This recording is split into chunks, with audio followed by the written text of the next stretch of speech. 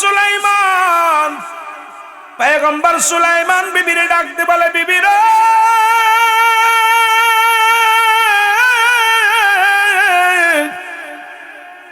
তুমি একটু অতীতের গল্প শোনাও, আমি গল্পগুলো শুনি। ডাক দিয়ে কয়, স্বামী অতীতের কি গল্প করব? এই রাষ্ট্রের প্রধান পয়গম্বর সুলাইমান শাদী করব, পত্র লিখলেন, দুনিয়ার মধ্যে চিঠি লিখে পাঠাইলেন। একটা নারী উপায় নয়, আমার আব্বা জানের মুখের দিকে তাকাইয়া পয়গম্বর সুলাইমানকে স্বামী বানাইতে চেয়েছিলাম। তার সম্পদের প্রতি আমার লোভ ছিল না, আমার আব্বারও লোভ ছিল না, রাজ্যের কোনো লোভ ছিল না, বাড়ির লোভ ছিল না, গাড়ির লোভ ছিল না। ওরে মুসলমান, শুনে নাও, শুনে নাও, এই পৃথিবীর মধ্যে কোনো কিছুর লোভ আমার আব্বা জানের ছিল না রে। একটা মাত্র লোভ ছিল আমার আব্বা জানের, সে হলো আমার জামাতা আমার জানাজা পড়াইব, আমার জানাতা আমার জানাজা পড়াইয়া কবরে রাখবো, আমার জামাতা আমার জন্য দোয়া করব। এই বড় স্বপ্ন ছিল আমার আব্বা জানের। এই আব্বা জানের আশা পুরা করতে যাইয়া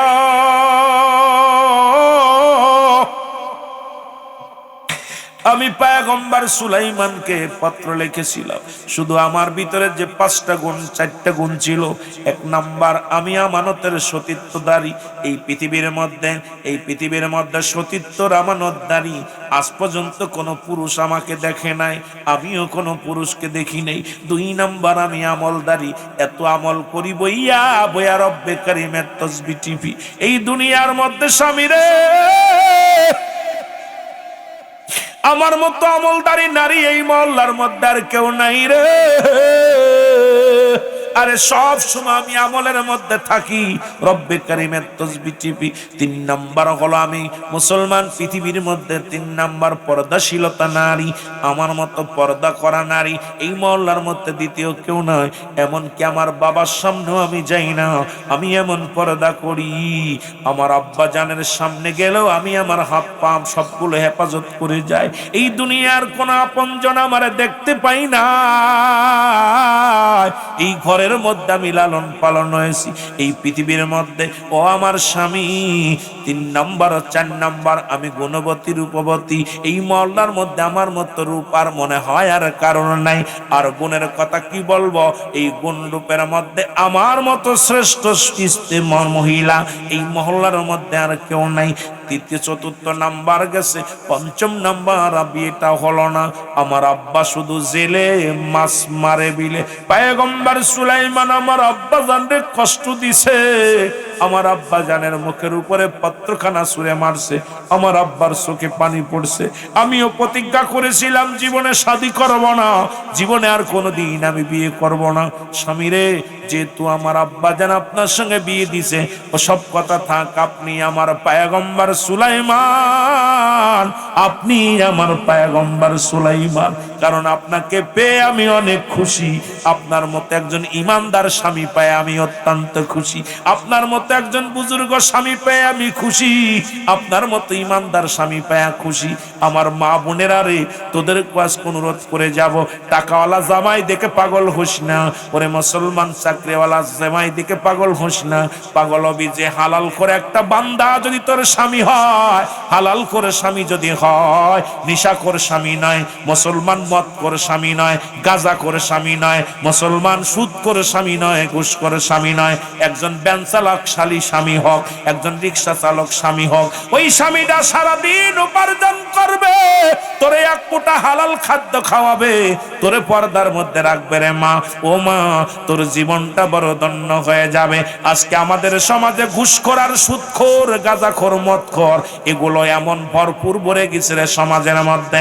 আমি আমার বোনদের বলবো, বোন রে, পৃথিবীর মধ্যে স্বামী হলো বোনদের অহংকার। পৃথিবীর মধ্যে প্রতিটা মেয়ে স্বামীকে নিয়ে অহংকার করে। একজন হালাল কর বান্দা, পৃথিবীর মধ্যে হালাল কর স্বামী যদি পাও, ইমানদার স্বামী যদি পাও, তোমার চাইতে কেউ এই পৃথিবীর মধ্যে ভাগ্যবতী নারী আর কেউ নয়। যার কপালে জুটছে হারাম করে স্বামী, দুনিয়ার মধ্যে শান্তি পাবে সে। যার কপালে জুটছে সুদখোর ঘুষখোর স্বামী, দুনিয়ার মধ্যে শান্তি পাবে, আখেরাতে তাদের বঞ্চিত করা হবে, লাঞ্ছিত করা হবে। মারে আমার বোনেরা শুনে নাও, মাইকের আওয়াজ যত দূর যায় দাবি করে যাব মহল্লার রানী কার মা বোনদের কাছে, প্রয়োজন হলে একজন গরিবের মেয়ে বিয়ে ছেলে বিয়ে করো, প্রয়োজন হলে একজন রিক্সা চালক গান চালক দিন মজুরির ছেলেকে বিয়ে করো। আজ থেকে প্রতিজ্ঞা করবা, মাকে বলবা মা, বাবাকে বলবা বাবা, দাদিরে বলবা দাদি, এই দুনিয়ার মধ্যে ওই ঘুষখোর জামাই চাই না, সুদখোর জামাই চাই না, গাঁজা মদ খায় এমন জামাই চাই না, বিড়ি সিগারেট খায় এমন কোন জামাই চাই না, এই মদে আসক্ত এমন কোন জামাই চাই না। এমন একটা ছেলেকে দিও সে সারাদিন আমাকে পর্দার মধ্যে রাখবে, যদিও তার ঘরে আমি সুখে যদি ডাল ভাত খায়, লবণ ভাত খায়, সেজন্য আমারে হারাম না খাওয়ায়। এমন একটা ছেলে যদি তোর কপালে জুটে যায়, তোর আল্লাহ তাআলা তোর বাবা মারে জান্নাত দিয়া দিবে, তুইও শান্তিতে থাকবি রে বোন। ও বোন, তোদের পায়ে ধরে বলে যায় বোন রে, ওদিকে লক্ষ্য রাখা লাগবে। বাজানদেরও বলে যায়, ওরে মুসলমান বাবারা শুনে নাও, শুনে নাও, আজ থেকে প্রতিজ্ঞা করবা কোন সুদখোরের মেয়ে বিয়ে করব না, ঘুষখোরের মেয়ে বিয়ে করব না, গাঁজাখোরের মেয়ে বিয়ে করব না, মদখোরের মেয়ে বিয়ে করব না, ইয়াবাখোরের মেয়ে বিয়ে করব না, জুয়াখোরের মেয়ে বিয়ে করব না। আজকে যদি এই মুসলমান বাঘের পেটে বাগডাসা হয়, বিড়াল হয় না, এমন একটা মেয়ে যদি জীবনের সঙ্গী বানাইতে পারো, দুনিয়ার মধ্যে জান্নাত করাই নিতে পারবা। জীবনে তোমার মা বাবার জীবনে কষ্ট দিবে না, জীবনে তোমার মুখের উপরে কথা বলবে না, জীবনে তোমার কষ্ট পাও এমন কোন আচরণ করবে না। ওই যদি একজন হালাল কর বান্দি যদি তোর কপালে এসে যায়, ও মুসলমান ইমানদার বান্দি যদি তোমার কপালে এসে যায়, হাজারো কষ্ট দিবা, জীবনে তার মুখে হাসি সারা মুখটা বেজার দেখবা না। সে স্বামীর সুখের জন্য সব করতে পারবে, স্বামীর বাবার সুখের জন্য সব করতে পারবে, স্বামীর মার সুখের জন্য সব করতে পারবে।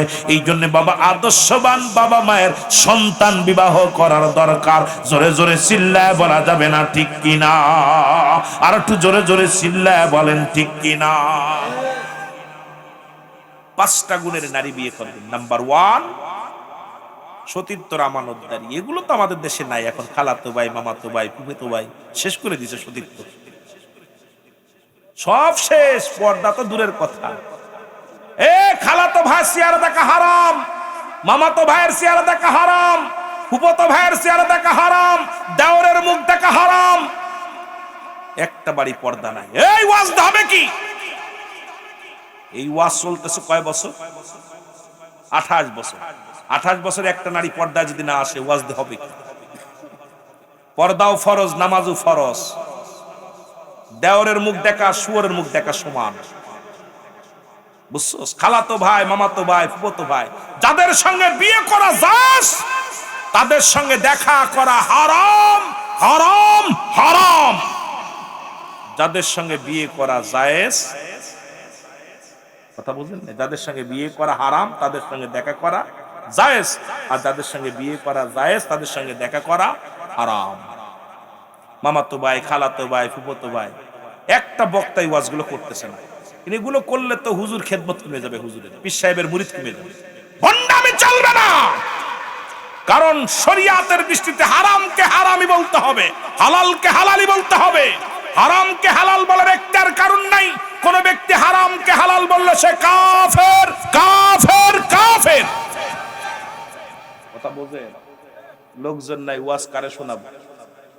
রুহুল আমিন সিদ্দিকের কণ্ঠ থেকে যত জোরালো আওয়াজ পর্দার, সুদ ঘুষের, জিনা ব্যভিচারের, বাংলাদেশে আর এরম কণ্ঠ আমার মনে হয় না কেউ করে। যত ওয়াজগুলো টুকাইবেন, একটা ওয়াজ করে না। কারণ এগুলো সমাজ, আমাকে বাঁচতে হবে, বাঁচতে হবে, কবরে যেতে হবে। মুসলিম কান্ট্রি আজকে আমাদের সমাজ শেষ। কে বাঁচলো আর না বাঁচলো, পরিবেশ ভালো না। পরিবেশ কি? তোর নিজের ঘর ঠিক কর। হুজুরির বউ বিয়ের অনুষ্ঠান করে বউ দেখায় মানুষের। হুজুরির বউ হুজুরির ছেলে মেয়ের মুসলমানি ডোল ডগর বাজায়।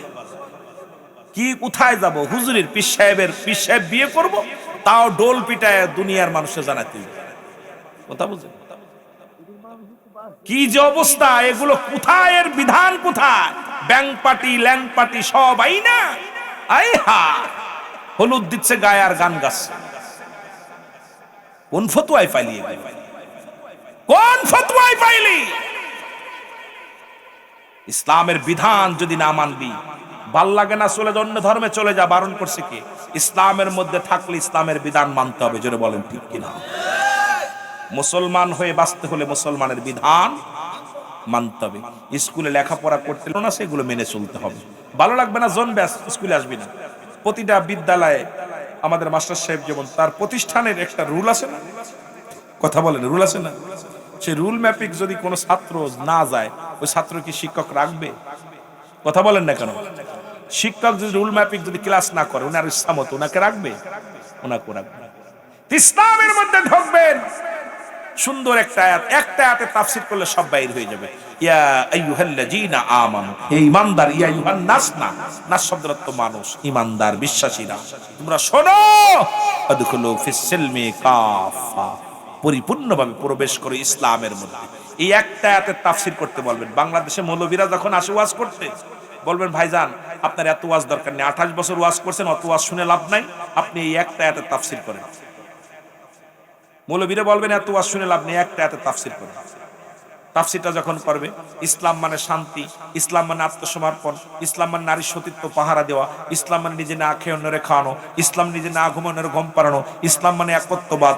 ইসলামের আবিধানিক শাব্দিক অর্থ আসছে 82টা। এখন এই 82টা যদি কোনো ব্যক্তি মানে, তার দ্বারাই এই সমাজের মধ্যে কোন রকম কিঞ্চিত পরিমাণ বাম ডান করার মতো কোনো সুযোগ নাই। যেটা বলেন ঠিক কিনা? বা একটা এত তাফসীর করে, এত দরকার নেই। হুজুর এত আস দরকার নেই আপনার, আপনি একটা এত তাফসীর করেন। ডাক দিছে কাদের? ঈমানদারদের, বিশ্বাসীদের। চলছে ধর্ম নিয়া বাড়াবাড়ি, চলছে ধর্ম নিয়া, মনে করছিল গান গাবো না, লোক নাই তো, মন চায় না। চলছে ধর্ম নিয়া বাড়াবাড়ি, আগুন ঈমানের বাজারে, থাইকো হুঁশিয়ারে মুমিন, থাইকো হুঁশিয়ারে। উম্মাত হবে ৭৩ দল, ৭২ দল যাবে রসাতল, বলছে নবীগণে। বর্তমানে বাতিল ফেরকা দেশটা গেছে ভরে। জোরে বলেন ঠিক কিনা? কারে কি বলবে? দেশে যে ফেরকা শুরু হয়েছে, আপনি হক কথা বলবেন, কালকে লাশ পড়ে থাকবে। কথা বুঝেন? আপনি হক কথা বলবেন, রাস্তাতে যাবেন, গাড়ি ঘোড়া ভেঙে দেবে। সত্য কথা বলবেন, ও শত্রু ভেবে নেবে। আরে ইসলামের মধ্যে সুন্নি জামাত যত আদর্শবান, এই সমস্ত গুণাগুণ সুন্নিয়াতের মধ্যে আছে। সেই সুন্নিদের মধ্যে কিছু ট্রাবলের কারণে আজকে বাতিলরা বলার সুযোগ পাচ্ছে। এইটা আমাদেরকে 1 নাম্বার, সেটা 1 নাম্বার আমাদের মসজিদে জামাতে নামাজ আদায় করতে হবে। 2 নাম্বার দাড়িতে খুর দেওয়া যাবে না। 3 নাম্বার লিবাসের পরিবর্তন করতে হবে। আপনি সুন্নি জনতা বলে দাবি করবেন, ইচ্ছা মতো পোশাক পরবেন। পীরের ছেলে জুস প্যান্ট পইরা শার্ট গায়ে দিয়ে এমন ভাবে চলে, ওটা পীর না মরা, এটাই বুঝি না। জোরে বলেন ঠিক? আর দাড়ি 30 বেশ শেভ করে। আহা, কথা বুঝেন না? রাগ করেন না, রাগ করেন, রাগ করেন। আরে আমাদের এইগুলো যদি পরিবর্তন করি, আমার বিশ্বাস বাংলাদেশে, পৃথিবীর বুকে আমাদের উপরে কথা বলার মতো কোনো ক্ষমতা আছে? কেউ বলতে পারবে না। এখন অনেক বক্তাও আছে, ওয়াজ আগের আগে 2টা টান দিয়ে আসে, নিশা করে। মাঝে মাঝে ওয়াজ করতে যে কষ্ট হয় ভাই, মাইকে কয়েকটা বক্তার পরে ওয়াজ করতে নাকটা বন্ধ। সেদিনকে এক পীর সাহেব ভারত থেকে আইছে, ভারতের এক পীর সাহেব, ওনাকে 1 লক্ষ টাকা দেন। উনি প্রধান অতিথি, আমি প্রধান বক্তা। উনি মাইক ছাড়ছে 11টায়, আমি 11টায় ধরছি। আমার বাবার আমার সবই তোর মধ্যে যাচ্ছে, ওই সেই ওয়াজই চলতেছে। আরে আল্লাহর কসম, আমি আধা ঘন্টা আমার সহকারী তাড়াতাড়ি সেন্ড বার, এমন অবস্থা। ওরে কবরেতে আগুন পাবি, বিড়ি পাবি না, খারে জম্মের খাওয়া যত খাবি খা, কবরেতে আগুন পাবি বিড়ি পাবি না। ফেরেশতারা খায় না ঘুষ, থাকিবে না তোর যে হুশ, মুগুর মারিবে ধরে রক্ষা পাবি না। কবরেতে আগুন পাবি বিড়ি পাবি না। ঠিক কি না? এগুলো পাবি না, কি অবস্থা হবে? এর মুসলমান জেলের ছেলে ডাকতে বলে, বাদশা সুলাইমান,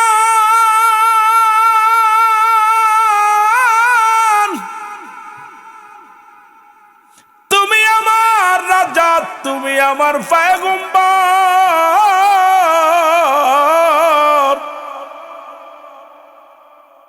মেয়ে খুব খুশি, বল স্বামী রে, আমি বাদশা পয়গম্বরে পাই নাই, কোনো দুঃখ নাই, আপনাকে পেয়ে আমি ধন্য, যে একজন হালাল কর বান্দা পাইছি, নামাজি ইমানদার স্বামী পাইছি, আমার জীবনটা ধন্য। সুবহানাল্লাহ। তবে আপনাকে আমি কি দিব? আপনার জন্য আমি একটা অপূর্ব পুরস্কার রাখছি গো। আংটিখানা কোমর থেকে খুলিয়ে নিয়ে পয়গম্বর সুলাইমানের হাতের মধ্যে যেই লাগায়া দিছে, সঙ্গে সঙ্গে পুরনো স্মৃতিগুলো সঙ্গে সঙ্গে ভেসে আসছে। জোরে বলো মারহাবা। আর একটু জোরে। সঙ্গে সঙ্গে বলে, বিবি আমি এখানে কি রে, আমি এখানে কান। কি আরে আমি এখানে কান? আপনি তো আমার স্বামী। স্বামী মানে কি হয়েছে ক? আমি স্বামী মানে কই 2টা বছর রয়েছেন আপনি আমার বাড়ি, আমি আপনার সেই স্ত্রী, ও আমার স্বামী। আমার আব্বাস জেলে।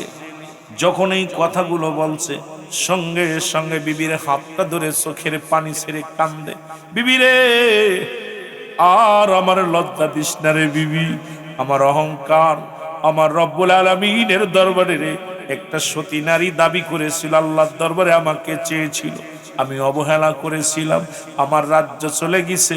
বিবিরে 2টা বছর বনে জঙ্গলে আমার কাটাইছে, আজকে যাকে আমি অবহেলা করেছিলাম তার ঘরে আমার জায়গা দিছে আল্লাহ। ও বিবি, বিবি রে সত্যি আমি পয়গম্বর সুলাইমান, তুমি নকল সুলাইমান না রে আমি।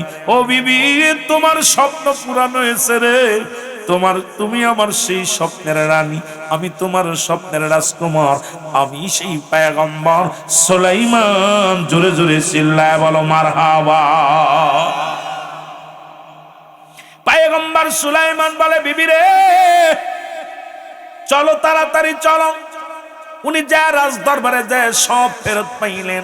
পয়গম্বর সুলাইমান রাজ দরবারে গেলেন। উজির মন্ত্রী যত যা ছিল সবাই বলো, হুজুর সর্বনাশ, আজ 2টি বছর রাজ্য শেষ করে দিছে। চোরসুট্টারে বাইন্দে থুই চাই না, বালোগুলো সব জেলখানার মধ্যে, চোরসুট্টা দিয়া পুরো রাজ্যটারে দখল করে ফেলেছে। আজকে মুসলমান একই অবস্থা বাংলাদেশের। এই যে মুসলমান সরকার পরিবর্তন হওয়ার পর মনে করেছিলাম একটু শান্তিতে থাকবো, খোদার কসম পথের মধ্যে শান্তি নাই, রাস্তাঘাটে দুষ্ট মানুষের অভাব নাই, সন্ত্রাস বাড়ছে, জঙ্গলিবাদ বাড়ছে। আমি বলি আজকে যারা রাষ্ট্রে আছেন, রাষ্ট্রের মানুষদেরকে যদি পাহারা না দিতে পারেন, তাদের সেফটি না করতে পারেন, আল্লাহর কসম করে বলে নেমে যাও, নেমে যাও, তোমাদের মতো নেতার দরকার নাই। আমরা তোমাদের কাছে খাইতে চাই না, পড়তে চাই না।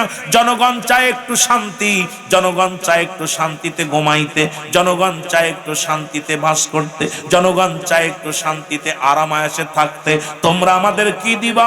তোমরা নিজের পকেট সব দান করছো, পকেট ভারী করছো, দুঃখ নাই আরো করো, কিন্তু আমরা তোমাদের কাছে একটা মাত্র চাওয়া, আমরা বাংলাদেশের মানুষ, আমাদের এই সরল প্রাণ মন নিয়ে আর খেলা করো না, আমাদের নিয়ে খেলা করো না।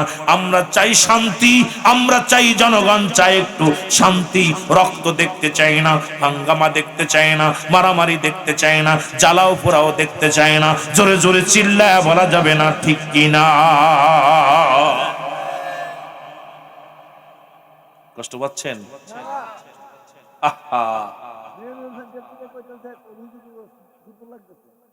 আয় হায়, মেয়েরাও কইতেছে কাম সারছে, তাহলে কাম সারছে। ও যুবক, তবে সত্য একটা নিউজ আমি আপনাদেরকে দেয়া যায়। আজকে যারা 100-র উপরে মাজার ভাঙছে, 100-র উপরে মাজার ভাঙছে, আমার বাবারা আমার নুরা পাগলারে পোড়াইছে, ওই হিন্দু দ্বীপুরে পোড়াইছে, প্রত্যেকটা ছিল মুসলমান, কোন হিন্দু খ্রিস্টানেরা পোড়ায় নাই, মুসলমানেরা পোড়াইছে। আমাদের জানা লাগবে, আগে ইতিহাস জানা লাগবে। হয়তো আমার বাবারা ইতিহাস জানেন না বিলে অনেকেই তো মুসলমান। শুনে নেন, আমার উসমান গনি রাদিয়াল্লাহু তাআলাকে হত্যা করেছে মুসলমান, আলীকে হত্যা করেছে মুসলমান। ও মুসলমান শুনে নাও, ওমরকে হত্যা করেছে মুসলমান। ও মুসলমান হাসান হুসাইনকে হত্যা করেছে মুসলমান। শুনে নাও, শুনে নাও, আজকে সবাইকে হত্যা করেছে মুসলমান।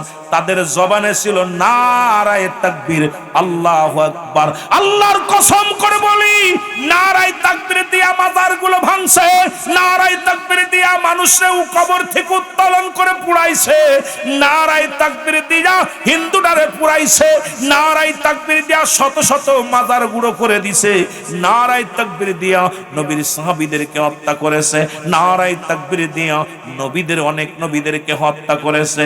কিন্তু নারায়ে রিসালাত দিয়া কারোর ঘরে আগুন আজ পর্যন্ত কেউ লাগাই নাই।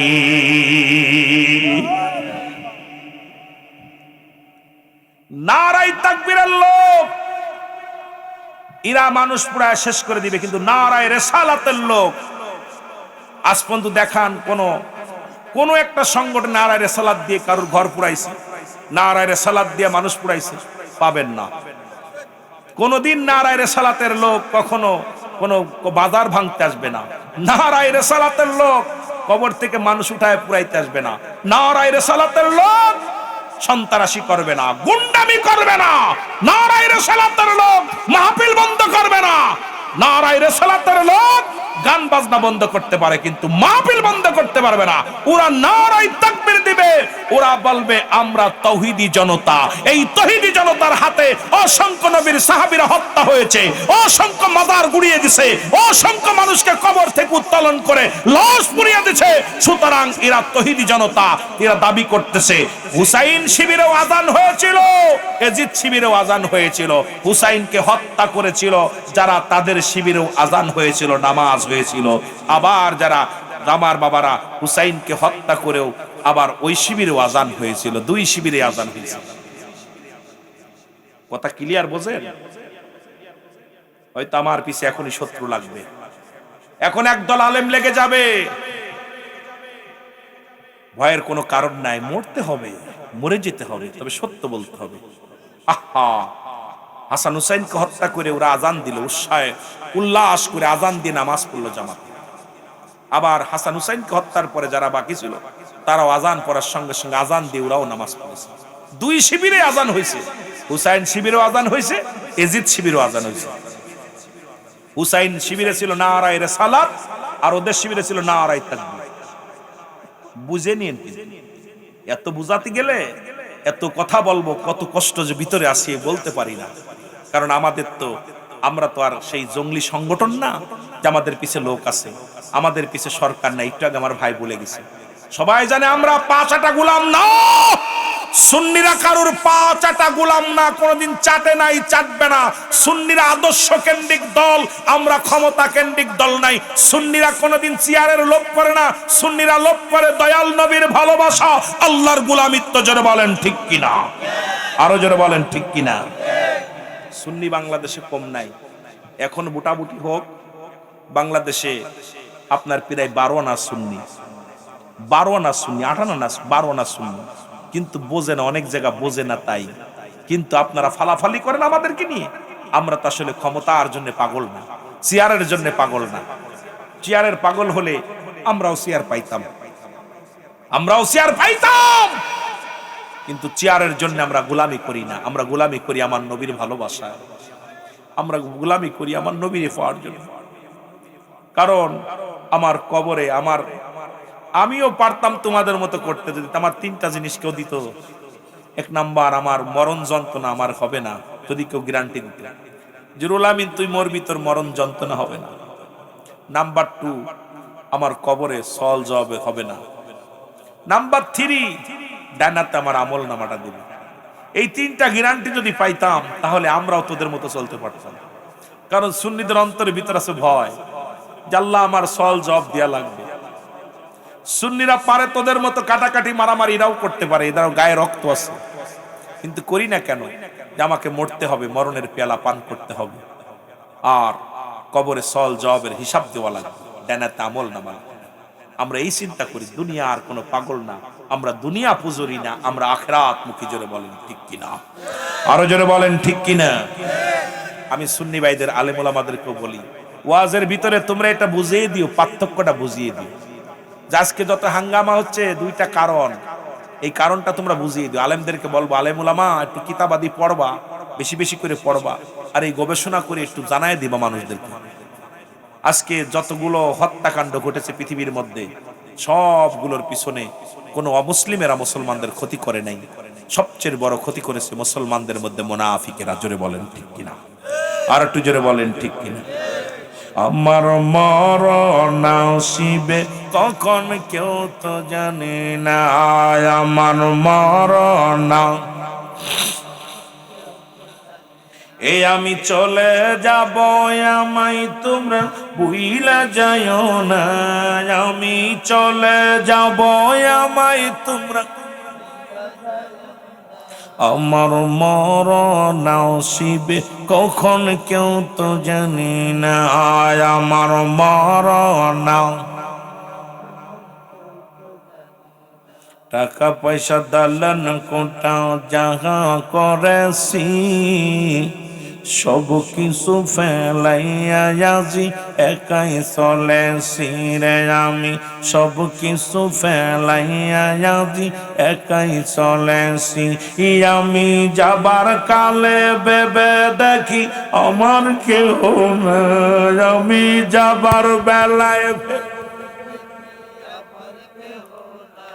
আমার মরণ আসিবে কখন কেউ তো জানি না, আমার মরণ। এই পৃথিবী চিরদিনই থাকার জায়গা নয়, অন্ধকার কবর যে তোমার আসল ঠিকানা রে মানুষ, অন্ধকার কবর যে তোমার। আরো জোরে বলেন, এই পৃথিবী চিরদিনই থাকার জায়গা নয়, অন্ধকার কবর যে তোমার আসল ঠিকানা রে মানুষ, অন্ধকার কবর যে তোমার। আমি চলে যাব, আমায় তোমরা ভুইলা যাইও না, আমি চইলা যাব না, আমার মরণ আসিবে কখন কেউ তো জানি না, আমার মরণ। এ দুনিয়ার মুসলমান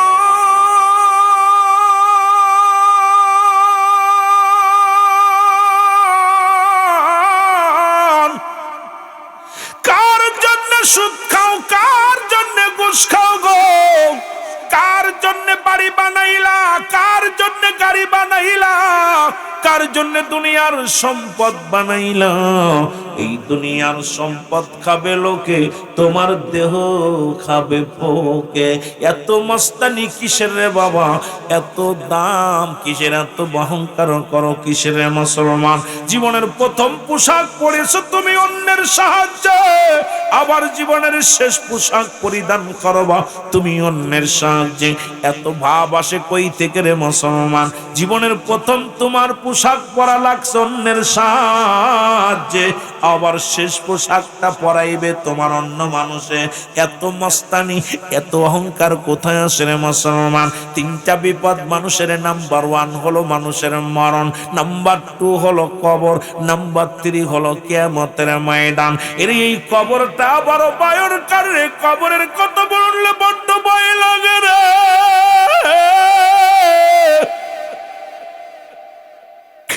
ওরে নিষ্ঠুর কবর, নিষ্ঠুর কবর রে। তোর ভিতরে বাবা গেছে, মা গেছে, কেমনে আছে আজ জানি না। নিষ্ঠুর কবর রে, নিষ্ঠুর কবর। তোর ভিতরে দাদাই গেছে, দাদি গেছে, কারোর খবর জানি না। কত আদরের বন্ধুরে শোয়া দিলাম রে, কত বিবিরে তুই আদরের বিবিরে শোয়া দিলাম রে। ও নিষ্ঠুর খবর, আজ পর্যন্ত কারুর খবর পাইলাম না তারা কেমন আছে রে, তারা কি আলাতে আছে রে, তাদের দিন যায় কেমনে, তাদের রাত যায় কেমনে, তাদের এই শীতের দিন যায় কেমনে, শীতের রাত কেমনে যায়, গরমের সময় কেমনে যায়। ও নিষ্ঠুর কবর, বেঁচে থাকতে নিলাম না তোর খবর রে, তোর ভিতরে তো আসতে হইব, যাইতে হবে, কখন যেন চিরবিদায় হয়ে যেতে হবে রে মুসলমান। এই অন্ধকার কবর হবে একমাত্র ঠিকানা। ও মুসলমান, ফিরাউন নমরুদ কারণ যারা খোদাই দাবি করেছিল তাদেরও মরা লাগছে রে মুসলমান। বাদশা বলো, উজির বলো, মুসলমান এটা মুসলমান পৃথিবীর ফকির বলো, সবারই তো মরণের পেয়ালা পান করা লাগবে। ও নিষ্ঠুর খবর, তুমি কাউকে ছাড়বা না। আইরে নিষ্ঠুর পৃথিবীর মানুষেরা শোনো, যতই তুমি চলচতরি করো বাঁচা সম্ভব নয়।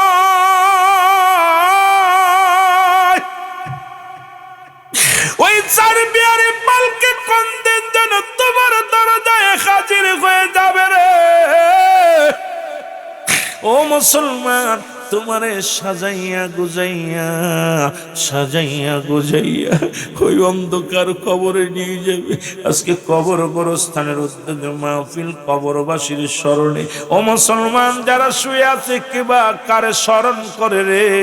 দুনিয়া থেকে মানুষ যখন মারা যায়, এই বাবার প্রতি সন্তানের 7টা হক থেকে যায়। আলোচনা লম্বা করবো না, এইগুলো বলে শেষ করবো। বাবারা আমার শোনো, 7টা হক, মোট 14টা হক। দুনিয়ার মধ্যে জীবিত থাকতে 7টার, ইন্তেকালের পরে 7টা। আজকে আমার আব্বা মারা, শোনো, 1 নাম্বার যখন আব্বা মা মারা যায়, 1 নাম্বার তাদের জন্য মাগফিরাত কামনা করবা। এরে মুসলমান, এই হকগুলো যদি আদায় না করো, আল্লাহর আদালতে ধরা পড়ে যাওয়া। আজকে যাদের আব্বা মা দুনিয়া থেকে বিদায় হয়ে গেছে, শুনে নাও, ভালো করে জেনে নাও, এতদিন জানো নাই, আজকে জেনে নাও। মোট 14টা হকের মধ্যে 12টা হক হলো মুসলমান, শুনে নাও। এই 7টা হক হলো দুনিয়া থেকে বিদায়ের পরে, যেহেতু মানুষ কবরবাসীদের স্মরণের মাহফিল। আমার মাস্টার ভাই তারও দাদার বাবা যদি চলে যায়, সবাই লেখে নাও রে বাবা। 1 নাম্বার হলো তাদের জন্য মাগফিরাত কামনা করা, 2 নাম্বার হলো তাদের জন্য সবরেশনি করা, 3 নাম্বার হলো তাদের ওসিয়াত গুলো পূরণ করা, 4 নাম্বার হলো মুসলমান শুনে নাও তাদের দিনা পাওনা পরিশোধ করা। দুনিয়ার মধ্যে দিনা দায়িক থাকলে পরিশোধ করতে হবে। 5 নাম্বার তার আত্মীয় স্বজনের সঙ্গে, মা বাবার আত্মীয় স্বজনের সঙ্গে সুন্দর ব্যবহার করা লাগবে, তাদের আত্মীয় স্বজনের সঙ্গে। 6 নাম্বার হলো মুসলমান বাবা মায়ের আত্মীয় স্বজন যারা আছে তাদের সাহায্য সহযোগিতা করা লাগবে। ও আমার বাবারা, আমার বন্ধুরা, আমার শোনো, এখন দেখা যায় মা মারা গেলে, বাবা মারা গেলে আর আমরা আর তাদের খোঁজ খবর নিই না। মায়ের বোন খালা হয় তারে চিনি না, বাবার ভাই চাচা হয় তারে চিনি না। তোর মা বাবা কবরে শুয়ে কষ্ট পাবে। ও যুবক, ও যুবক, করণিকর যুবকের শোন, এর আত্মীয় স্বজনের সঙ্গে সুসম্পর্ক, তাদের সাহায্য সহযোগিতা করতে হবে। 7 নাম্বার হলো তাদের জন্য বেশি বেশি করে কবরটা জিয়ারত করা লাগবে।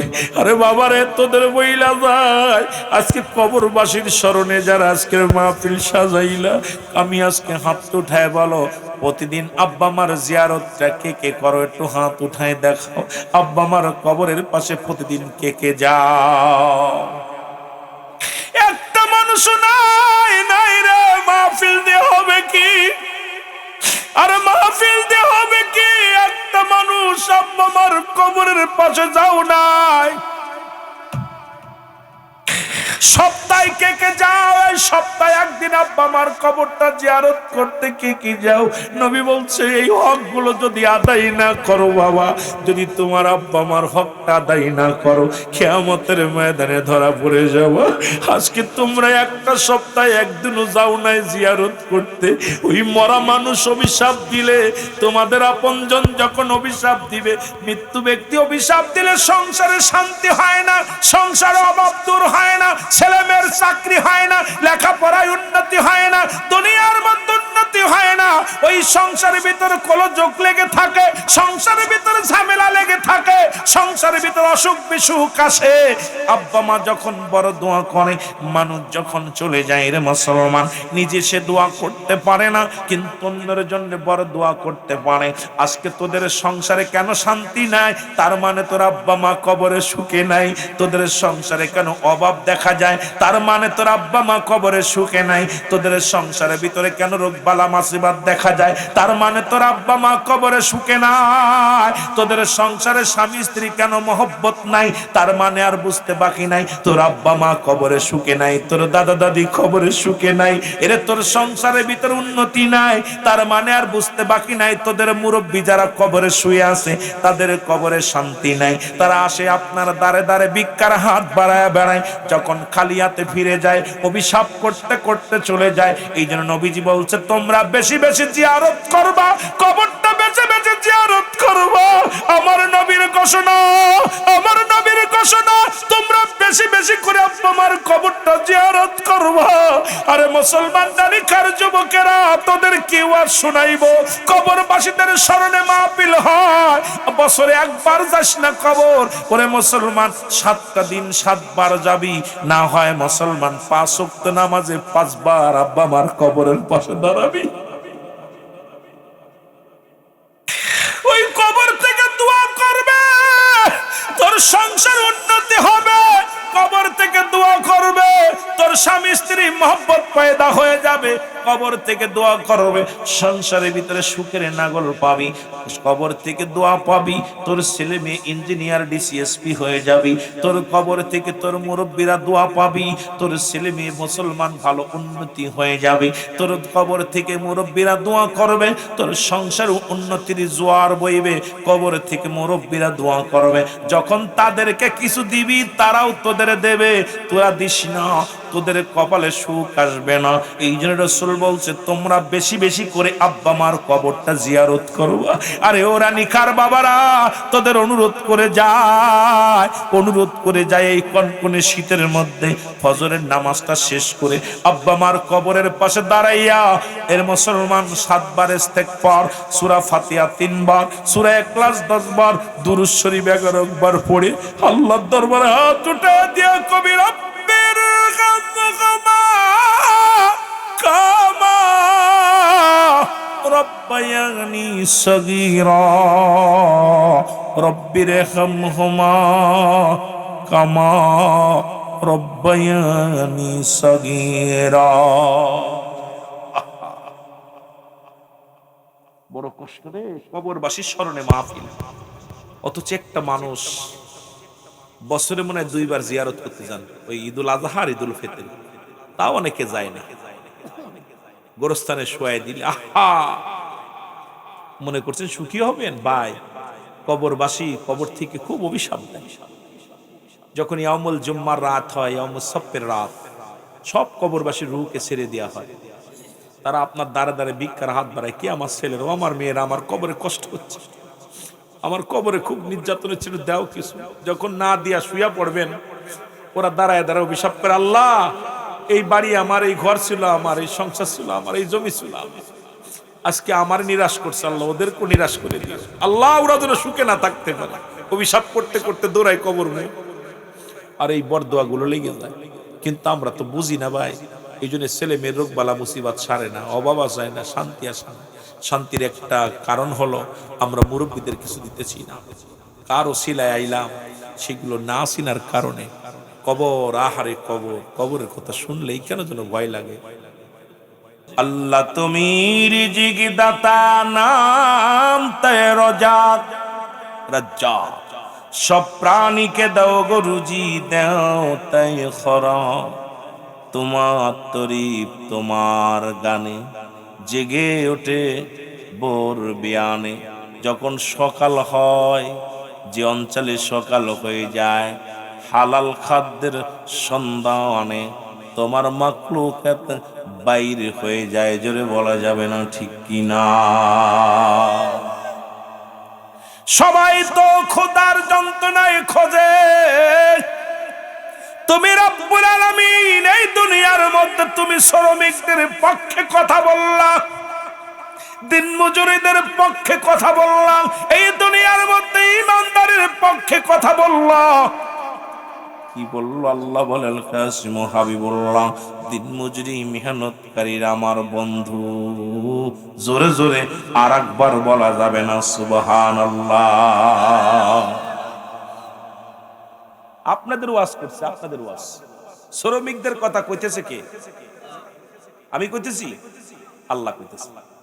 আল্লাহ কয় যারা দিন মজুরি, যারা গায়ের ঘাম ঝরায়, যারা কষ্ট করে, এরা হলো কার বন্ধু? আল্লাহর বন্ধু। আল্লাহর বন্ধু আপনারা, আপনাদের দাম বেশি, অনেক দাম। আমার মুখের কথা না, রব্বুল আলামিন নিজে ডাক দিয়ে বলছে, যারা দিন মজুরি, যারা মেহনত করে, তারা আমার বন্ধু। জোরে বলেন মারহাবা। আমার বন্ধুগণ, আমার পয়গম্বর সুলাইমান ডাক দিয়ে বলে, পিপিলিকা রে, ও পিপিলিকা, দেখলাম তোমার মুখের মধ্যে একটা শস্য দানা নিয়ে সাগরের পাশে দাঁড়াইলাম, আবার তোমারে ব্যঙ্গে আহার করলো, আবার ছেড়ে দিল। হাকিকত বলো।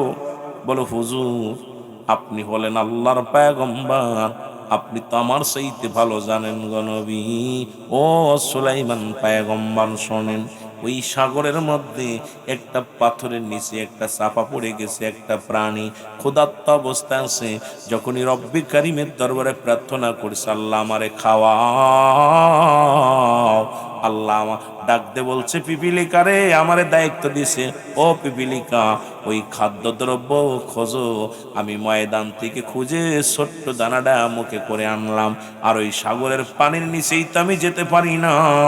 ওই ব্যাংটা আমাকে মুখের ভিতরে করে নিয়ে গেল। ওই আমি আবার খানা খাওয়াইয়া, যখন তারে খানা খাওয়াইলাম, খাওয়ানোর পর আমাকে যখন ডাক দিছে, সঙ্গে সঙ্গে আমি আবার খানা খাওয়ানোর পর উপরে চলে আসি। সুতরাং এই মুসলমান শুনে নাও, মুসলমান শুনে নাও, এরে পয়গম্বর সুলাইমান, তুমি কি জানো না, সাগরের নিচে ওই প্রাণীটাকেও আমার রব্বে কারিম খাওয়ায়। সুলাইমান পয়গম্বর চোখের পানি ছেড়ে ডাক দিয়ে বলে, রব্বে কারিম,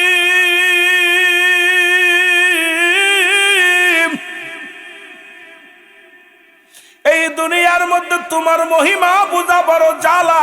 ও আমার আল্লাহ, সারা পৃথিবীর সমস্ত মাখলুকাতকে তুমি খাওয়াও। জোরে জোরে চিল্লায় বলা যাবে না মারহাবা? এরপরও বান্দা ঘুষ খায়, সুদ খায়। এ ঘুষখোরের দলেরা, সুদখোরের দলেরা খুব খেয়াল কর। সুদখোর, ঘুষখোর বাবারা শুনে নাও, এই বিশ্বাস যদি তোমার না হয়, একিন যদি তোমার ভিতরে না আসে, রব্বে কারিম খাওয়ায়, রব্বে কারিম বাঁচায়, রব্বে কারিম আমার হায়াত মৌতের মালিক, রিজিকের মালিক, সব কিছুর মালিক কে? আর একটু জোরে বলেন, আর একটু জোরে, আরো জোরে বলেন আল্লাহ। এই মধুর নামটা যার অন্তরের ভিতরে থাকবে, রব্বে কারিমের কাছে সাহায্য প্রার্থনা করবে, রব্বুল আলামিন তারই সাহায্য করবে। জোরে বলেন ঠিক কিনা? হাওয়ার গাড়ি হাওয়ায় চলে, তেলের গাড়ি কলে চলে, বিনা তেলে চালাই গাড়ি নবী সুলাইমান। আমরা সেই মুসলমান, আমরা মধ্যে মুসলমান। পয়গম্বর সুলাইমান আল্লাহ, তুমি সব মাখলুকাতকে খাওয়াও, আমাকে একটু সুযোগ দাও, 1 বছর আমি খাওয়াবো। খুব খেয়াল। রব্বি কারিমের দরবারে ডাক দিয়ে বলে, রব্বি কারিম,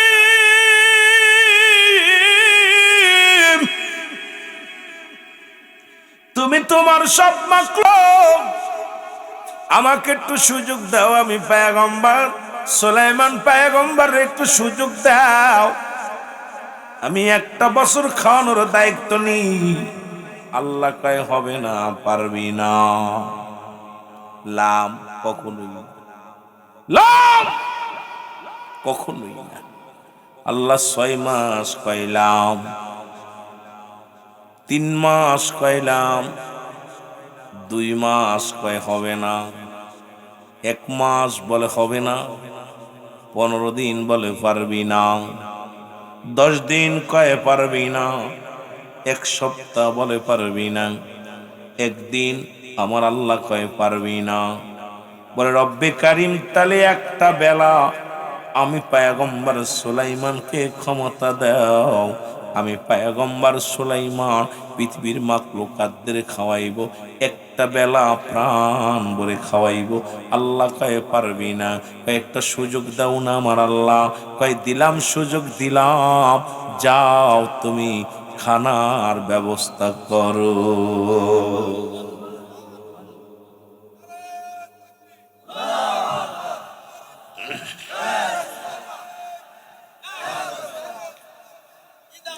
বাবা, যারা সুদখোর ঘুষখোর তারা একটু খেয়াল করবে। কথা বলছেন নি? কয় বেলা খাবে? কথা বলেন না, 1 বেলা। পয়গম্বর সুলাইমান উজিরকে ডাক দে বলে, জিনের বাদশাদের ডাক দে বলে, জিনের সর্দাররা শোনো,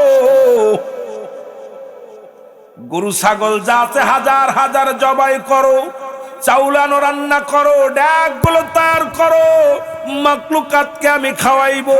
খানা পাকাইয়া শুধু রানী খানা, ব্রাহ্মণবাড়িয়ার জমিন, এই বড় জমিনটা খানার ডাকে ভরপুর করে ফেলা হলো। খানার খানা। আল্লাহ কয় পয়গম্বর সুলাইমান রে, আমার প্রাণীগুলো অপেক্ষা আছে, দাওয়াত খাইব, সারা জীবন খাওয়াই আমি, তুমি খাওয়াইবে একটা বেলা। সবাই আজকে ভালো মন্দ খাবে, বড় আফসোস করেছে। রান্না কি শেষ? কয় হ। কয় তাহলে কি পাঠাইবো? কয় দাও পাঠাইয়া। আল্লাহ কয় মুসলমান শোনো, সাগরের মাছকে বললেন, মাছ দেরি করিস না, আজকে আর অন্য মাছকে খাবি না, আজকে তোমাদের জন্য খাবারের ফয়সালা করেছে আমার পয়গম্বর সুলাইমান পয়গম্বর, প্রাণ ভরে খাবি। মাছটা মনের আনন্দে দৌড়ায়া দৌড়ায়া চলে আসলেন। আসিয়া পয়গম্বর সুলাইমানকে সালাম দা, আসসালামু আলাইকুম পয়গম্বর সুলাইমান, তাড়াতাড়ি খাবার দেন। কয় আরো আসুক। কয় আর আশা লাগতো না আমার, এই তাড়াতাড়ি দেন, আমি খুব ক্ষুধার্ত অবস্থায় আছি, আমি আজ অনেকদিন যাবত আজকে খাই না, অপেক্ষা আছি আপনার দাওয়াত কবুল করার জন্যে। পয়গম্বর সুলাইমান কয় তাহলে ওই পাশ থেকে একটা ডেকসি খায়ালো। ওরে মুসলমান খাওয়া শুরু করলো। খাইতে খাইতে পুরো ব্রাহ্মণবাড়িয়া, ওরে মুসলমান ঢাকা শহর, সারা বাংলাদেশের সব খানা শেষ হয়ে গেল। এইবার বাস্তা ডাক দেখো, পয়গম্বর সুলাইমান কি খাওয়াইলা? একটু পেটটু ভরলো না। আরে আমার আল্লাহ প্রতিদিন আমার টন টন খাবার খাওয়ায়, পেটটা ভরাই খাওয়াই রে, আজ পর্যন্ত আমার আল্লাহ এই রকম অল্প খাওয়াই নাই। আর তুমি কেমন হইয়া আমারে খাওয়াইলা? দাওয়াত দিয়ে খাওয়ায়া পেটটা ভরাইলেই না। সুলাইমান পয়গম্বর মাথা নত করে বয়া কান্দার কয়, রব্বে কারীম, আমার আর তুমি লজ্জা দিও না।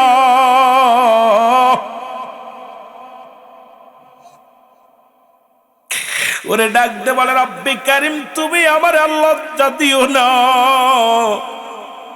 আল্লাহ কয় পয়গম্বর, একটা প্রাণী পাঠাইছি, তাকে তুমি পেট ভরে খাওয়াইতে পারলা না, আর আমি রব্বুল আলামিন সমস্ত মাখলুকাতের রব, কোথায় কোন হালাতে কোথায় কি অবস্থা আছে সব খবর লইয়া আমি রব্বে কারীম সেখানে খাবারের ফয়সালা করে দিই।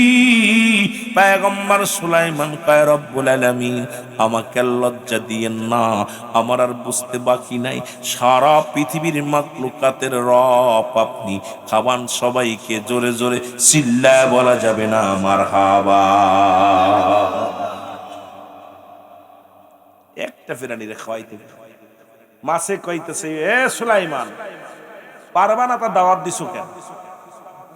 আমার পেটটা ভরাইতে ওরা না দাওয়াত দিবে। এ মুসলমান, আজকে ঘুষ খাইয়া সুদ খাইয়া রে বাড়ির মালিক হইলা, গাড়ির মালিক হইলা। রব্বুল আলামিন কয় কুল্লু মান আলাইহা ফান, সব কিছু শেষ করে দিব আমি আল্লাহ। এই জমিনের মধ্যে কিচ্ছু বলতে কিচ্ছু থাকবে না, সব চূর্ণ বিচ্ছিন্ন করে দিব। তাহলে ঘর করে লাভ কি, বাড়ি করে লাভ কি, দুনিয়ার ধন সম্পদ বানায় লাভ কি? ওরে মুসলমান শুনে নাও, গাছতলা থাকো ঈমান নিয়ে থাকো, মুসলমান রাস্তায় থাকো ঈমান নিয়ে থাকো। এই দুনিয়ার শান শৌকত যতই যদি করো, হালাল পন্থায় যদি উপার্জন করতে পারো এটা করো, হারাম পন্থায় উপার্জন করো না, কারণ সব কিছু চূর্ণ বিচ্ছিন্ন করে দিবে আমার আল্লাহ।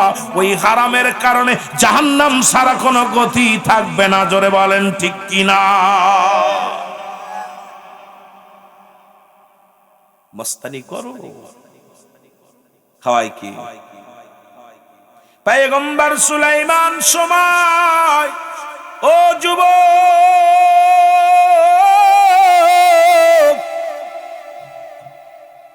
রাজ্য চালাইতে চালাইতে পয়গম্বর সুলাইমানের বয়স হয়ে গেল। উজিরে ডাকতে বলে হুজুর আপনার তো বয়স হয়ে গেল, আপনি কি শাদী করবেন না? আপনি কি বিয়ে করবেন না? বিয়ে করব, যে লজ্জা পাইছি একবার, কথা বুঝেন, যে লজ্জা একবার পাইছি, সব মাখলুকাতকে খাওয়াই কে? জোরে বলেন না। আহারে দেখেন না, ব্যাং খাচ্ছে পোকা, ব্যাঙ্গেরে খাচ্ছে সাপে, সাপেরে খাচ্ছে ইগালে, ইগালরে খাচ্ছে বাগে, বাগেরে খাচ্ছে সব, এটারেও খাচ্ছে, ওটারেও খাচ্ছে, ওটারেও খাচ্ছে। খাওয়ার রিজিকের সন্ধান কে দিছে? চিন্তা করছেন? পোকামাকড় গুলো খাচ্ছে কিসে? ব্যাঙ্গে। ব্যাং খাচ্ছে ছোট ছোট মশা মাছি, মশা মাছি খাচ্ছে ব্যাঙ্গে, ব্যাঙ্গেরে খাচ্ছে, ব্যাঙ্গে খাচ্ছে পোকামাকড়, ব্যাঙ্গেরে খাচ্ছে সাপে, সাপরে খাচ্ছে কিসে? সাপরে খাচ্ছে কিসে? এ মুসলমান, পাখি, পাখিরে খাচ্ছে ওই সাপে। এইরকম এরেও খাচ্ছে, ওরেও খাচ্ছে, ওরেও খাচ্ছে, ওরেও খাচ্ছে, ওরেও খাচ্ছে, খাইতে খাইতে শুধু প্রত্যেকে আমরা এক একজনের রিজিক ব্যবস্থা করে দিচ্ছি আমার আল্লাহ। যদি বলেন ঠিক কিনা? বড় আশ্চর্য হয়ে যাবে। এগুলো একবার চিন্তা করে, একটু বসে বসে চিন্তা করবেন, চিন্তা করলে দেখবেন আপনার ভিতরটা পরিষ্কার হয়ে যাবে। চিন্তা করবেন যখন বয়া বয়া রাত্রে যখন ঘুমাইবেন, একটু একটা ঘন্টা 10টা মিনিট চিন্তা করেন, আল্লাহ আজকে দুনিয়ার মধ্যে গ্রামের মধ্যে কি করলাম, সারা দিন আমি কেমনে কাটাইলাম, সারা রাত আমি কেমনে কাটাইলাম, সব উত্তর পেয়ে যাবেন, সব জবাব পেয়ে যাবেন। আমার ভাইয়েরা, আমার বন্ধুরা, আমার পয়গম্বর সুলাইমান বিবাহের সময় হয়ে গেল। উজির ডাকতে বলে হুজুর আপনার বয়স হয়ে গেল, এখনো বিয়ে করলেন না। বলে উজির রে, যতক্ষণ পর্যন্ত আমার রব্বে কারীম, আমার আল্লাহ তাআলা আমার হুকুম না দিবে ততদিন পর্যন্ত আমি পয়গম্বর সুলাইমান বিয়ে করতাম না। ওদিন আল্লাহ পাক হুকুম দিলেন, পয়গম্বর সুলাইমান তাড়াতাড়ি বিয়ে করো, বিয়ে করবা কিন্তু পাত্রীগুলো 5টা গুণ, গুণান্বিত গুণ দেখে বিয়ে করবা। পয়গম্বর সুলাইমান উজিরকে ডাকতে বলে, উজির বিয়ে আমি করব, তুমি অল পৃথিবীর মধ্যে সাদ লাগা দাও, এলান দিয়ে দাও, মাইকিং করে দাও, পয়গম্বর সুলাইমান বিয়ে করবেন। তবে শর্ত হলো 5টা গুণের নারী হওয়া লাগবে। এই 5টা গুণের নারী যদি না হয় আমি বিয়ে করব না। কারণ আল্লাহ রাব্বুল আলামিন আমাকে 5টা গুণের নারী বিয়ে করতে বলেছে। তার মধ্যে 1 নাম্বার গুণ মুসলমান শুনে নাও, 1 নাম্বার হলো সতীত্বর আমানতদারি, 2 নাম্বার হলো পর্দাশীলতা নারী, 3 নাম্বার হলো মুসলমান আমলদারি নারী, 4 নাম্বার হলো গুণবতী রূপবতী নারী, 5 নাম্বার হলো ধন সম্পদ এবং টাকাওয়ালা এবং মুসলমান দুনিয়ার মধ্যে আদর্শবান বাবা মায়ের সন্তান, এই 5টা গুণের নারী যদি পাও, আমি পয়গম্বর সুলাইমান বিয়ে করব, নয়তো বিয়ে করব না। অল পৃথিবীর মধ্যে মুসলমান ঢোল পিটিয়ে দেওয়া হলো, মাস চলে যায়, একটা চিঠিও আসে না। উজিরি ডাকতে পয়গম্বর সুলাইমান ডাকতে বলে, উজির পাত্র কি পাত্রী কি পাইছ? বলে হুজুর অল পদ্ম পৃথিবী আমি ঘুরে ঘুরে এই গুণের কোন নারী পাইলাম না। পয়গম্বর সুলাইমান কয়, তাহলে মনে হয় আমার কপালে আর বিয়ে জটবে না, আমার কপালে আর বিয়ে নেই। খোঁজ নাও। খোঁজ নিতে নিতে নিতে নিতে একটা চিঠি আসলো। সেই একটা মাত্র চিঠি মুসলমান পড়েছে, পড়ার পর চিঠিখানা নিয়ে পয়গম্বর সুলাইমানের সামনে আসলেন। সালাম দা, আসসালামু আলাইকুম। উজির কয়, হুজুর চিঠি একটা পাইছি, যদি অভয় দেন তাহলে বলতে পারবো। হুজুর বলে, 5টা গুণের নারী পাইছো কিনা? বলে না। হুজুর 4টা গুণের গুণান্বিত নারী পাইছি। পয়গম্বর সুলাইমান ডাকতে বলে, বলো তুমি ভালো করে বলো সেই গুণটা কি? বলে, হুজুর চিঠির মধ্যে পাইলাম এই পৃথিবীর মধ্যে সবচাইতে সুন্দরী নারী পাত্রী পেয়েছি, কিন্তু অল পৃথিবীর মধ্যে ঘুরে আমি 5টা গুণের নারী আমি পাই নাই। বলে, কেমনে পাইছো বলো? বলে, 1 নাম্বার এই নারীর ভিতরে পাইছি, 1 নাম্বার হলো সে সতীত্বর আমানতদারি, 2 নাম্বার হলো পর্দাশীলতা নারী, 3 নাম্বার হলো আমলদারি নারী, 4 নাম্বার গুণবতী রূপবতী নারী, 5 নাম্বার হুজুর 5 নাম্বারটা পাই নাই। 5 নাম্বারটা আপনার মহল্লার মধ্যে জেলে যিনি মাছ ধরে, ওই জেলের মেয়ে আপনার সঙ্গে বিবাহ পুষতে রাজি হয়েছে। জোরে বলেন সুবহানাল্লাহ। কার মেয়ে? জেলের মেয়ে, মাছ ধরে। পয়গম্বর সুলাইমান যখন জেলের কথা শুনছে, মন অতুরাগ হয়েছে। চিঠিখানা হাতের মধ্যে নিয়ে জোরে সুরে মারছে। পর্বে তো পর্বে জেলের খাতে যেয়ে পড়ছে, চিঠিখানা জেলের সামনে যেয়ে পড়ছে। চিঠিখানা পায়া জেলে দরদর করে চোখের পানি ছেড়ে দিয়ে বলে, আল্লাহ, ও আমার আল্লাহ, আমি হালাল কর বান্দা, জীবনে কোনোদিন কাউকে ঠগাই নাই, জীবনে কোনোদিন আমি কারোর হক নষ্ট করি নাই। আল্লাহ, আমি 5 ওয়াক্ত সালাত আদায় করি বাবারা, গভীর মনোযোগ, তোমার ইবাদত করি, তোমার বন্দেগী করি, তোমার তাসবিহ টিপি। আল্লাহ, আমি পয়গম্বর সুলাইমানকে বড় স্বপ্ন ছিল এমন একটা জামাই আমি জীবনে আমার মেয়ের সঙ্গে বিবাহ দিব, যিনি আমি মারা গেলে আমার জানাজাটা পড়াবে, আমার আল্লাহওয়ালা জামাই, আমার কবরের পাশে দাঁড়ায়া দাঁড়ায়া দোয়া করবে আমার জামাই। পৃথিবীর মধ্যে আমার কোনো ছেলে নাই, একটা মাত্র মেয়ে, এত আমলদারি। আল্লাহ, স্বপ্ন ছিল একটা আদর্শবান জামাই হবে, আর সেই জামাইটাই যদি পয়গম্বর সুলাইমান, মুসলমান বাদশা পয়গম্বর সুলাইমান যদি হয়, তাহলে কতই না উত্তম।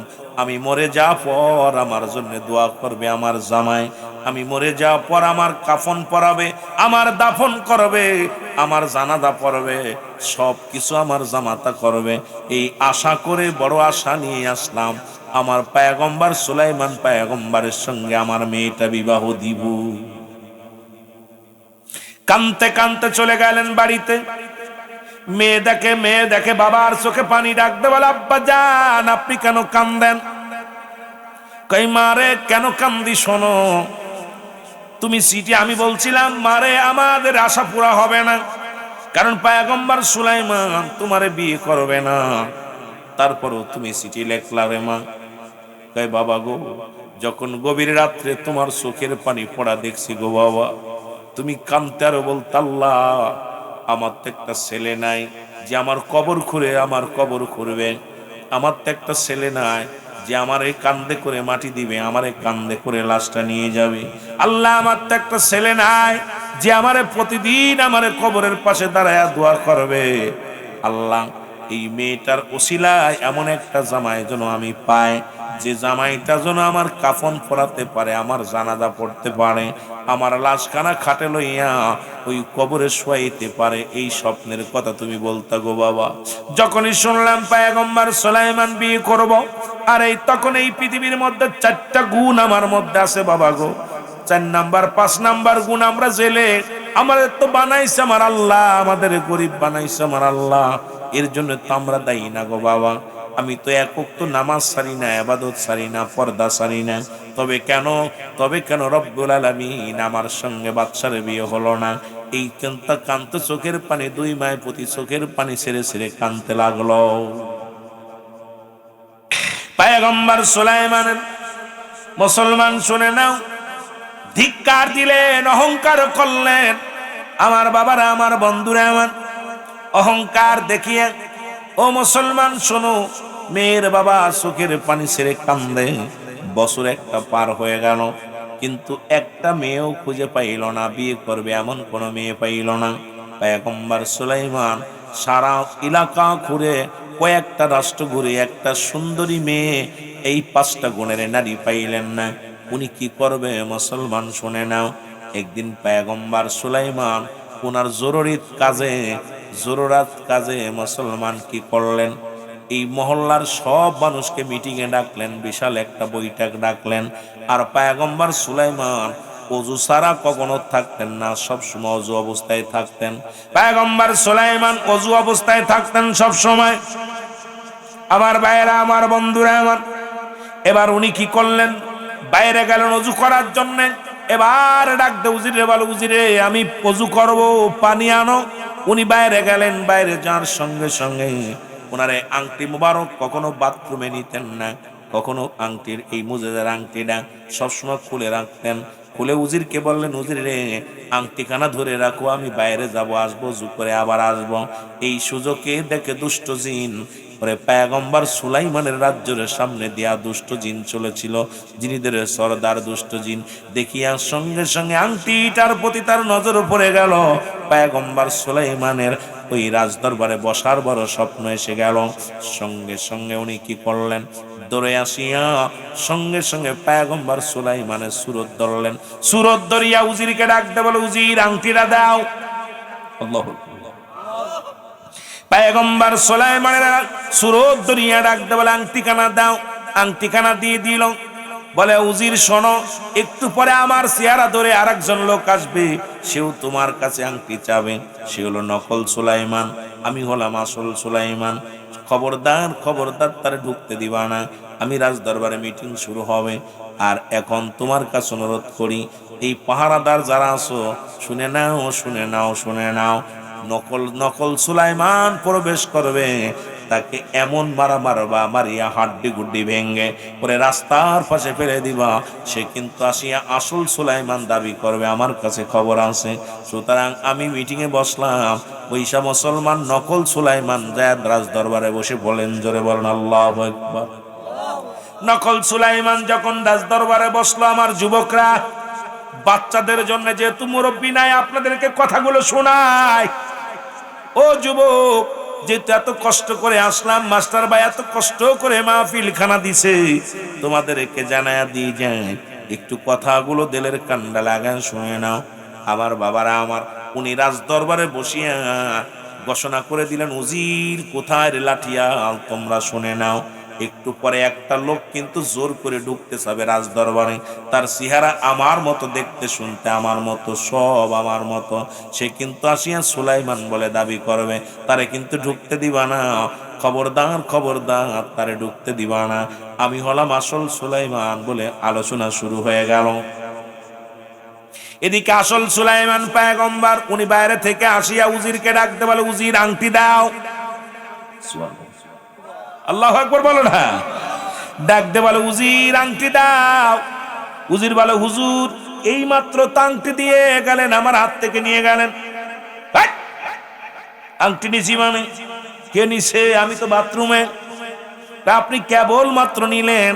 আংটি নিলেন, আমি আপনারে দিলাম। আর এই আংটিটার মুজিজা ছিল, পৃথিবীর মধ্যে যার হাতে থাকবে তখনই অলৌকিক ঘটনা, অলৌকিক কাণ্ড সেই ঘটাতে পারবে। এই আংটিটা মুজিজার আংটি ছিল। জিনের হাতে যখন আংটি চলে গেছে, সব মুজিজার ক্ষমতা জিন হয়ে গেছে। জোরে বলো মারহাবা। এবার আসল সুলাইমান পয়গম্বর এসে জোর করে ঢুকতে যায় রাজ দরবারে। আমার রাজ্যে আমার খাটে আমার দূর থেকে তাকা রে নকল সুলাইমান রাজমহলে যাইয়া রাজ সিংহাসনে বইয়া বক্তৃতা শুরু করে দিছে। আর বলতেছে তোমরা শোনো, একটু পরেই কিন্তু নকল সুলাইমান আসবে, এমন মারা মারবা তারে, এমন মারা মারবা, কারণ আমার এই রাজ্য দখল করার জন্য আসছে সুরত দইরা, তাকে কিন্তু ছাড় দিবা না। তোমাদের অনুরোধ করলাম। বলতে না বলতেই আসল সুলাইমান হাজির হয়ে গেছে। এবার কই দেখো, বলতে না বলতে হাজির হয়ে গেছে। জনগণ দূরে এমন কিলেন কিলাইলেন, মারধর মাইরা নাক মুখ দিয়ে রক্ত বাইর কইরা টাইনা হিসড়ে বাইর করলেন রাজ দরবার থেকে। আসল সুলাইমান ডাক দিয়ে কয়, ভাই আপনারা ভুল করছেন, আমি আপনাদের পয়গম্বর, আমি সুলাইমান পয়গম্বর, আমারে আপনারা মারেন না। আরে কে কার কথা শোনে? কিল ঘুষি যা ছিল কবলে জম্মের ফিটান ফিটাইয়া পায়ে দড়ি দিয়া টানিয়া টানতে টানতে নিয়ে রাস্তার পাশে ফেলে রাখলেন। আর নকল সুলাইমান, ওই যে মুসলমান জিনেদের বাদশা, উনি দেশ পরিচালনা করা শুরু করলো। উনি মুসলমান দুনিয়ার মধ্যে অন্যায় অপরাধ এমন ভাবে শুরু করে দিল। দেখা যায় যে চুরি করে আনে, চোরকে ছেড়ে দেয়, যে ধরে তারে একটায় কথা বুঝে। অন্যায় মুসলমান যে ডাকাতি করে, ডাকাতকে ছেড়ে দেয়, যে ধরে তারে একটায় জেলখানায়। পৃথিবীর মধ্যে সব বেআইনি কাজ শুরু করে দিল। লোকজনের মুখে বাষ্প মসৃণ তার ভাঁজ পড়ে গেল। এ আমাদের পয়গম্বরের হলো কি? সুলাইমান পয়গম্বর যে অন্যায় বিচার শুরু করে দিল, এমন ন্যায় পরায়ণ ছিল, সেই মানুষটা এত ভুল করা শুরু করলো, কারণটা কি? ওদিকে আসল পয়গম্বর নদীর ধারে পড়ে আছে, আর ওদিকে জেলে মাছ ধরে নিয়ে আসতেছিল। হঠাৎ দেখে রাস্তার কোলে একটা যুবক পড়ে আছে, যা দেখে এখনো দম যায়। সঙ্গে সঙ্গে উনি উঠাইয়া উনার বাড়িতে নিয়ে গেলেন। বাড়ি যাইয়া সেবা যত্ন করিয়া সুস্থ বানাইলেন। জোরে বলেন মারহাবা। জেলের বাড়ি যাইয়া জেলে চিন্তা করে, আমারও কোনো ছেলে নাই, একটা মাত্র মেয়ে, যুবকরে পাইছি, এর দিয়ে কাজ করাইবো। নিয়ে গেলেন। নিয়ে বাড়ি নামানোর পর ওদিনে এত পরিমাণ মাছ পাইলেন, সাগরের যাইয়া জাল পাতার সঙ্গে সঙ্গে জালের মধ্যে খালি মাছ আর মাছ। জালে চিন্তা করে, আরে এই ছেলেটা কপালে মানুষ, ভাগ্যবান মানুষ, এই লোকটারে বাড়ি আনলাম, আর এত পরিমাণ মাছ ধরা পড়লো, সুতরাং একে আমার ভালোবেসে রাখতে হবে, আদর করে রাখতে হবে। আস্তে আস্তে জেলে জাল বুনে বুনে মুসলমান মাছ ধরতে ধরতে অনেক টাকার মালিক হয়ে গেল জেলে। জোরে জোরে চিল্লায় বলা যাবে না সুবহানাল্লাহ। আমার বন্ধুগণ, এবার জেলে কি করলেন? এবার মুসলমান বছর 2 বছর থাকলো। কয় বছর?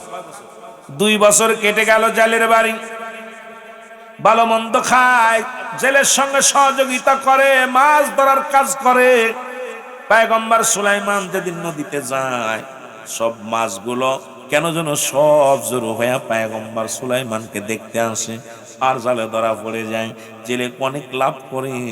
এবার যখন পয়গম্বর সুলাইমান 2টা বছর পরিপূর্ণ সুস্থ হয়ে গেছে, কিন্তু স্মৃতির মধ্যে কোনো কিছু নাই। উনি যে পয়গম্বর ছিল, উনি যে পৃথিবীর খলিফা ছিল, এই চিন্তা উনার মাথার ভিতরে, এই ব্রেনের মধ্যে নাই। হঠাৎ করে ডাকতে বলে জেলেকে, বাবা গো, আমি আর থাকবো না, আর 2টা বছর আপনার বাড়ি কাটাইলাম, এখন আমার 2 চোখ যেদিকে যায় সেদিকে চলে যাব, আমি আর থাকা সম্ভব না আপনার বাড়ি।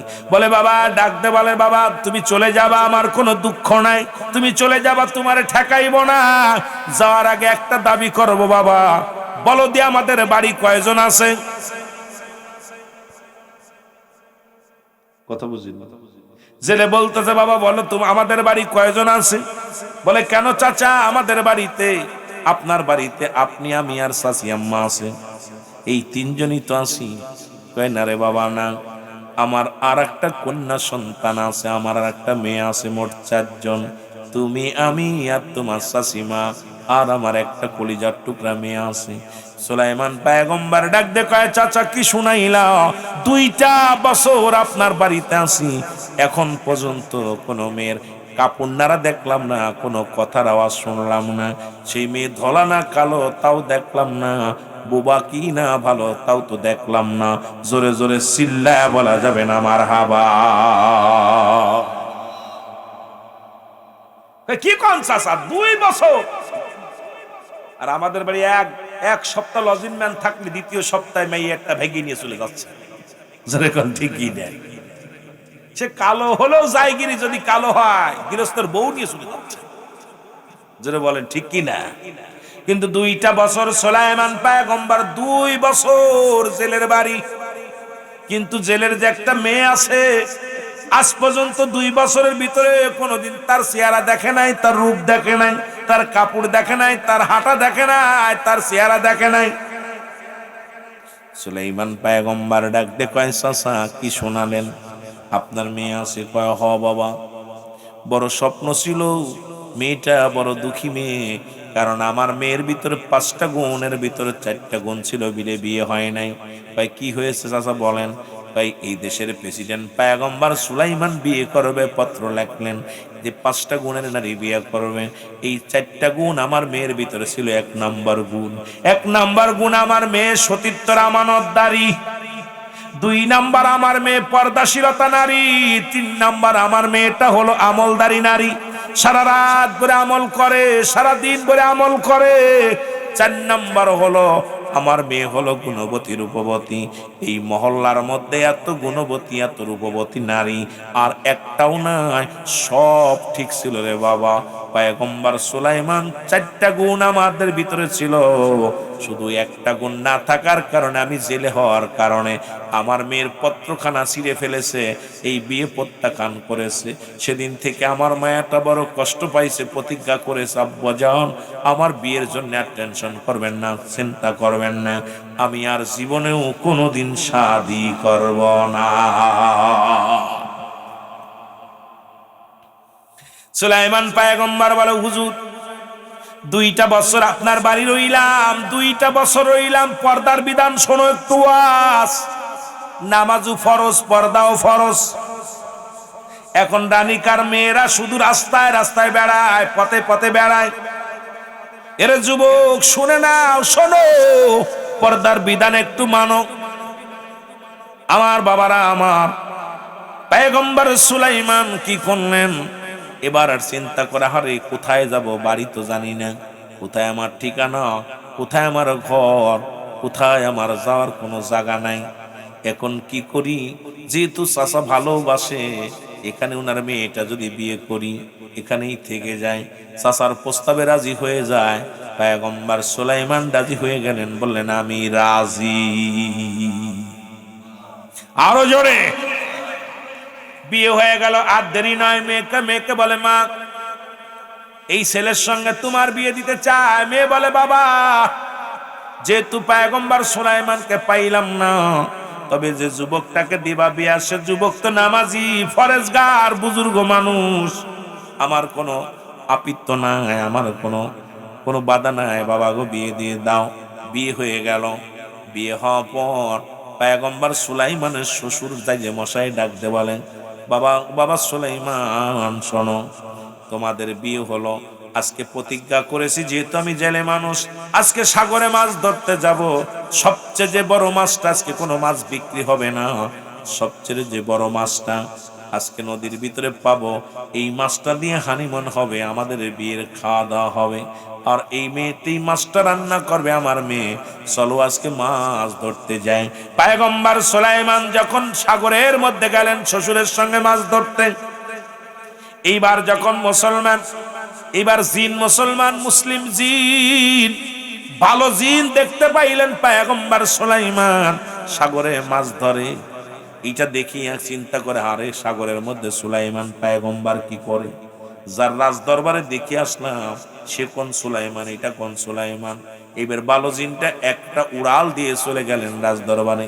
যা দেখে দুষ্ট জিন ঠ্যাঙ্গের পর ঠ্যাং দিয়ে বইয়া মানুষের অত্যাচার শুরু করছে, মানুষকে বড় কষ্ট দেয়।